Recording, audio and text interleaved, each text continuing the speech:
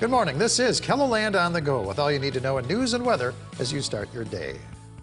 A Lake Andes man and Sioux Falls woman are facing multiple charges after a pursuit in Union County early on New Year's Day.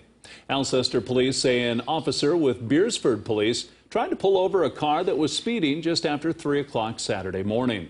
The vehicle sped off, reaching speeds over 100 miles an hour. During the chase, police say the woman tried to throw a large bag of meth out of the window. However, it was not tied, and most of the drugs blew back inside the car.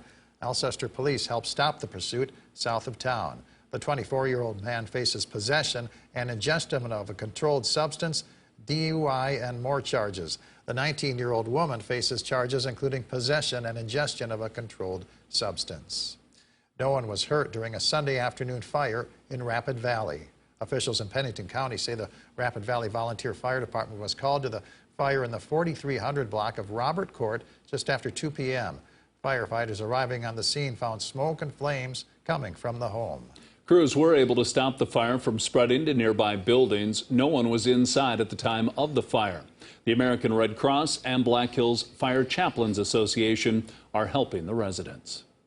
Sioux Falls Fire Rescue is looking into what sparked a fire in the western part of the city. Firefighters were called to the scene in the 600 block of South Regal Place just after 10 a.m. Sunday. Crews arriving on the scene found the home engulfed in flames. They were able to contain it within 45 minutes. Nobody was hurt. Now let's send it over to meteorologist Brian Karstens for a check of this morning's weather. Warming up today, Brian. Yes, warming up today. Enjoy the day here because change is already starting to move back tomorrow. And we'll begin with one of those, a high wind watch in effect for Rapid City, including eastern Pennington County, parts of Meade County. Basically, cold front, Alberta Clippers coming in tomorrow morning, and that will be the first change here with the wind and eventually the colder air. There will be some snow to talk about, not necessarily a big headline for that in particular, but what we are concerned about is we've got snow on the ground in the northeast. We're calling for a big increase in the wind and a little light snow to add to it. So the combination of all of those things could lead to some winter weather headlines. So stay up on the forecast and we'll have more information in just a couple minutes. All right, thank you very much, Brian. Well, nearly 1,000 homes and other buildings have been destroyed following a wildfire in Colorado last week, and a South Dakota native lost his home.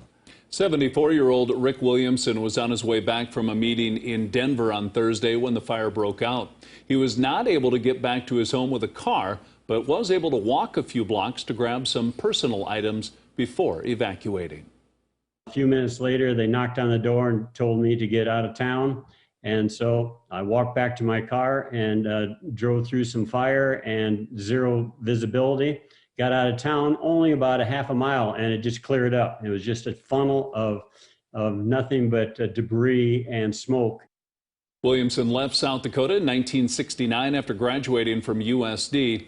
He worked in academia for most of his life, and his home was built as a sustainable home. It included solar panels and a wind turbine.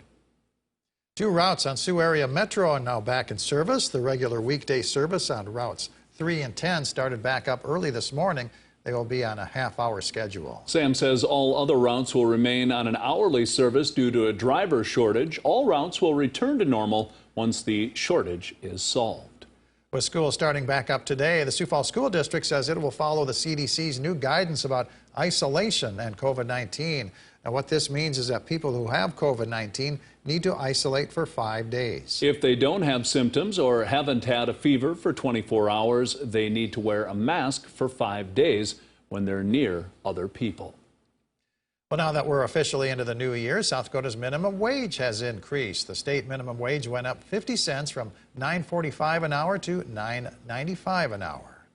Meanwhile, the hourly minimum wage for tipped employees will be just under $5 an hour. But wages and tips combined must be equal to at least the minimum wage. The minimum wage is annually adjusted by any increase in the cost of living.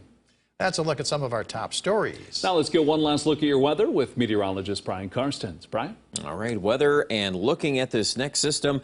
Today, again, is advertised pretty quiet. Light winds, mild temperatures compared to what we've had the last couple of days. Alberta Clipper, there it is, and it's moving southeast tomorrow. So first thing up for business will be the strong winds in Rapid City.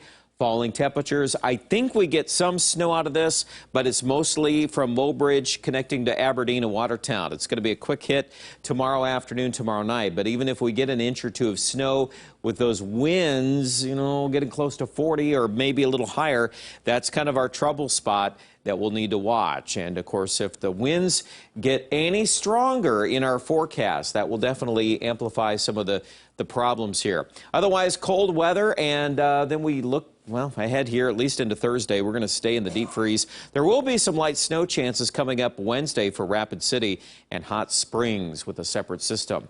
Quick look at wind speeds. You can see those are not bad at all today. Tomorrow, Rapid City will be first on the list here with that high wind watch, and see how the orange and the red colors overtake most of South Dakota late tomorrow afternoon and tomorrow night. Sioux Falls will get that as well. Just the fact is, I don't think we have as much snow to worry about. 39 our high today in Mitchell, 38 degrees in Chamberlain. There's your 7-day forecast into the single digits by Thursday. Bundle up. We'll get out of the deep freeze again by the weekend. Saturday's high 34. Aberdeen quickly there, 10 below for a high on Thursday. Then we're back into the teens and 20s at the end of the week. And it looks like Pierre also will rebound here as well as we get back on track for 30s. By Saturday, Rapid City could even bounce back to 40 on Friday. Check out coverage online at KELOLAND.com and have a great Monday.